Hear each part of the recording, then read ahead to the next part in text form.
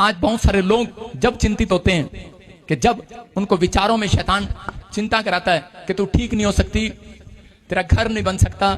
बहुत सारे लोग जब रिफ्यूजल देखते हैं पासपोर्ट पर तो उसी समय एम्बेसडर बोलता है तेरे बैंक में पैसे नहीं है, तू बाहर नहीं जा सकता, तेरे बैंक में पैसे नहीं है, तुझे लोन नहीं मिल सकता। हम दूसरों के कहने को मान लेते हैं, हम दूसरे के कहने को सुन लेते हैं। लेकिन मैं आपको बता रहा हूं कि हम कई बार परमेश्वर के दास जब प्रचार कर रहा होता है तब हम उसको सुनते नहीं, मानते नहीं है। कई बार हम सिर्फ इधर उधर की बातें सुन रहे होते हैं। लेकिन आज पवित्र आत्मा ने कहा कहता है जो वचन पर मन लगाएगा उसका कल्याण हो जाएगा। यीशु के नाम में जो वचन पर मन लगाएगा उसका कल्याण होगा। इसका मतलब कल्याण का मतलब उसकी चिंताएं समाप्त होंगी।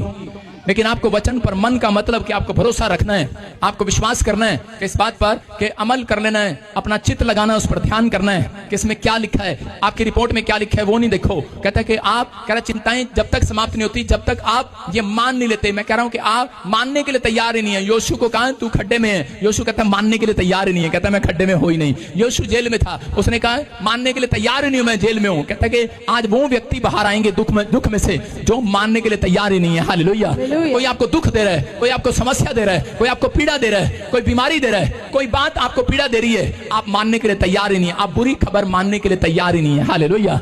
आप कहोगे ये हमारे लिए नहीं है। हालेलुया। मैं कह रहा हूं वो चिंता उस दिन उस व्यक्ति की खत्म होती है। कह रहा कि जब आप मानने के लिए तैयार नहीं होते, बुरी खबर आपके लिए नहीं है, क्योंकि बाइबल कहती है मैंने तुम्हें उत्पत्ति से 1:22 में लिखा, मैंने तुम्हें पहले से आशीर्वाद दे रखा है। यीशु के नाम में।